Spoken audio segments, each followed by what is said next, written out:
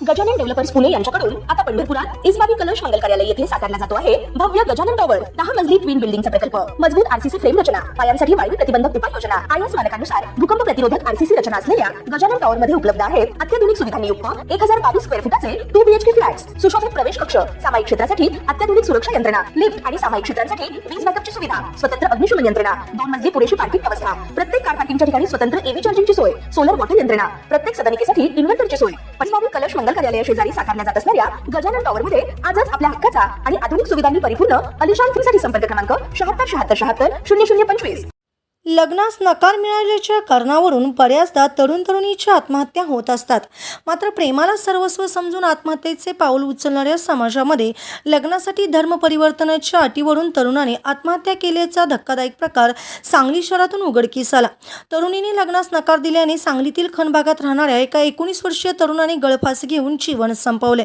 दुर्वांक प्रमोद शेवाळे असे मृताचे नाव आहे। संबंधित तरुणीने लग्नासाठी स्वतःचा धर्म स्वीकारण्याची अट घातली होती। यावरून झालेल्या वादातून आणि नैराश्यातून दुर्वांकने हे पाऊल उचलण्याची माहिती आहे।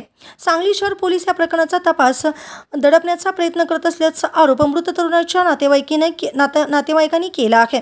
दोषीवर कडक कारवाई करण्याची मागणी केली असून दुर्वांक हा पुणे येथे नोकरी करत होता। काही दिवसापूर्वीच तो सांगलीत आला होता। त्याच्या घराजवळच मूळची कोल्हापूरची तरुणी तिच्या आजीकडे राहण्यासाठी वरचेवर येत होती। यातूनच या दोघांची ओळख होऊन प्रेम संबंध निर्माण झाले।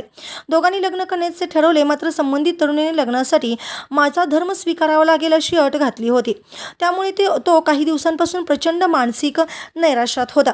गुरुवारी दुपारी याच विषयावरून फोनवर बोलत असताना त्याने घरात गळफास लावून घेतला। नातेवाईकांनी दुर्वांकच्या आईचा मोबाईल तपासला असता त्यामध्ये दुर्वांक आणि संबंधित तरुणीमधील धर्म परिवर्तनाच्या अटी संदर्भातील सर्व चॅटिंग आढळून आले।